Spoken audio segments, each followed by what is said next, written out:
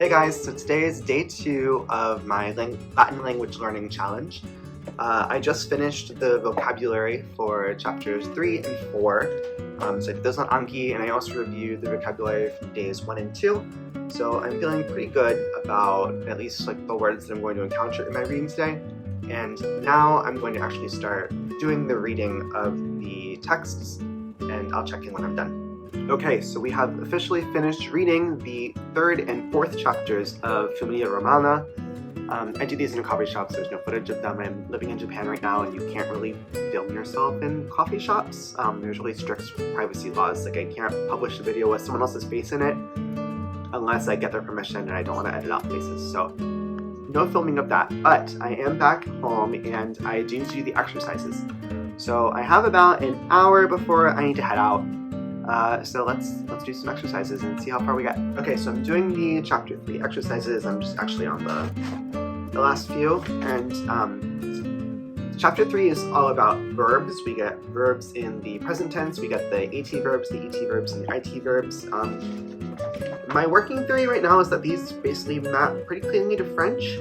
If I know the word, the verb in French, I know if it's an ER verb, an IR verb, or an RE verb, it pretty much maps cleanly to AT, ET, and IT. Right now, at least. I mean, that will probably change. But this is I've seen this before. They don't change in the present, thankfully.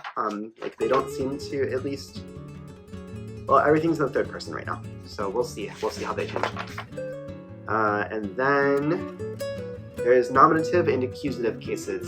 The nominative case is the subject case. That's when I do something, and then the nominative case.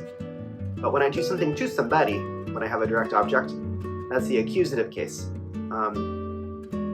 Because you're accusing them, something like that. Anyway, chapter 3 exercise is pretty quick to do. Just a lot of more grammar inflection endings. So let's start the chapter 4 stuff. Chapter 4 gives us a little bit more commonplace vocabulary. The whole scene in the reading is about money, and oh, I'm missing some money. Do you have my money? Did you steal my money? It's not in the purse. Can you count it? All that. And this also gets into it says you have the imperative and the indicative mood, and it also gives us a vocative case. Vocative is when I address somebody, oh Lord, right? And then the imperative is the command form, do this. And then the indicative is the everyday mood. I don't know if Latin uses moods or aspects or how they... We also learned some pronouns in this section, and they're using... we got some more verbs. That's pretty much it for these 2 chapters. It's not too complicated. I think when I review it tomorrow, we'll maybe have a different opinion on that. But for the time being, I feel pretty... the difficulty in the complexity is certainly ramping up. I see that.